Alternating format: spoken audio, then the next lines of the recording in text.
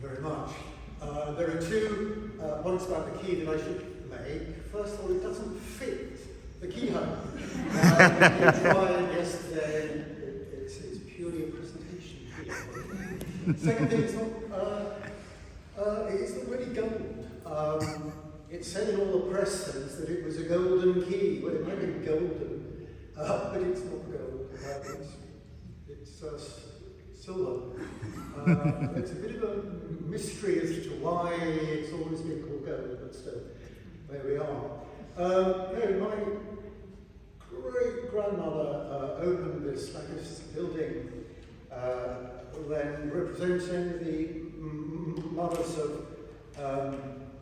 Wales, because she lost 3 sons in the First World War. She was born in 1886 and died in 1954, just 2 years after I was born.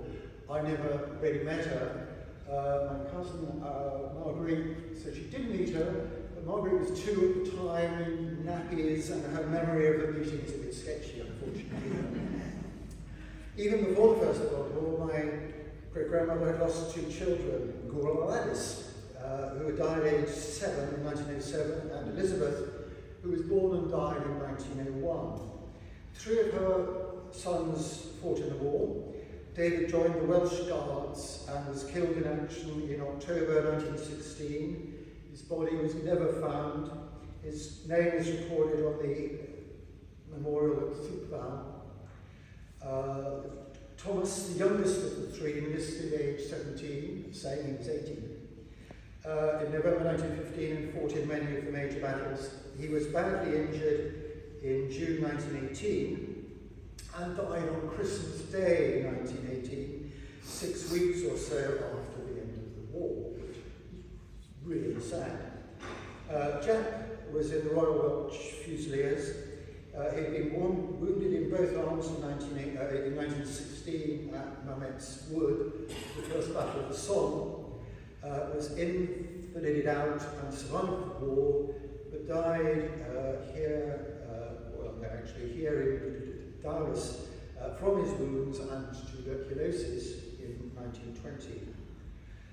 Widowed in 1936, my grandmother carried on living in 8 Cross Francis Street in Dowlais with the 2 youngest children, Wyn and Bill.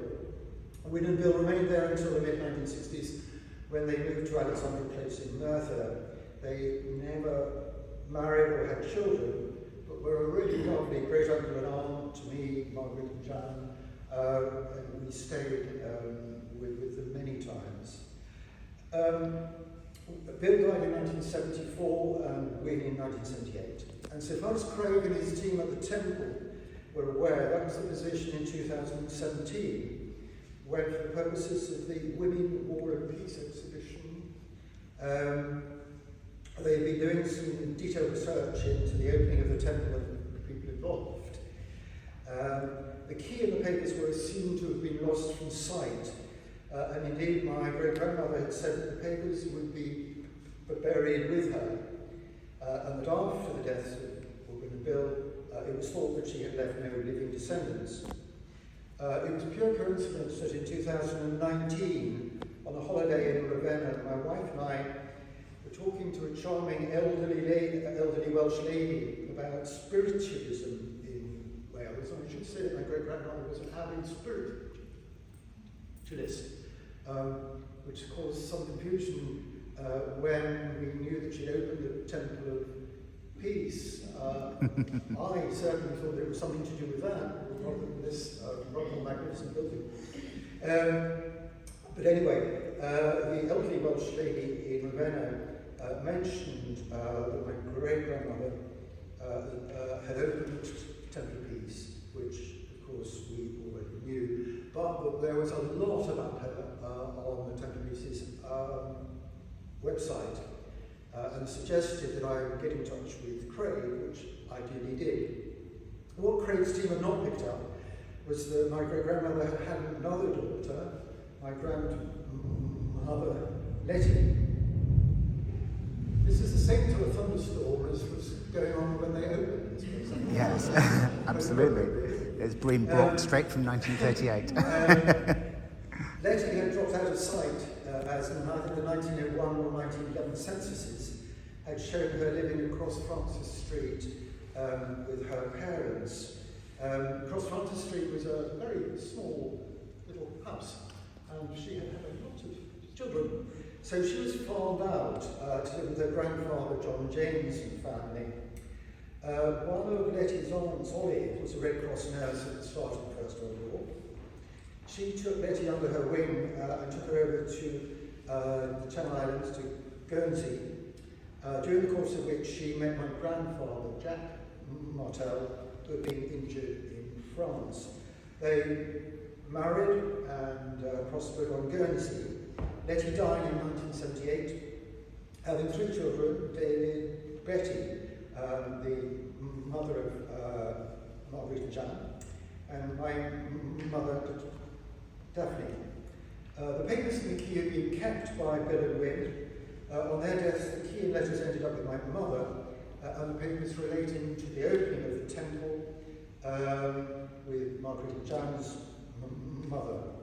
When my mother moved into her home, I retrieved the letters from the attic, the key from the safe, and my aunt very kindly gave me the papers that she had.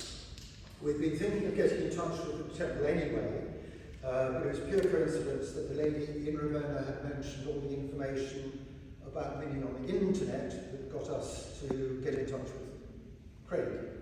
The key is obviously of significant historical interest to the temple, but I think it is the letters that so clearly reflect the sadness of the First World War and what my great-grandmother must have gone through.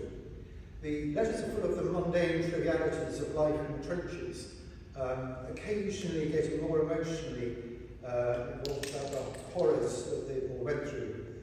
A lot of the letters were written in pencil and are barely legible now, but there are ample to give a flavour of the times, and what must have been the horror of staying at home and waiting to hear, in the form of a bland official letter, that your son had been badly wounded or killed.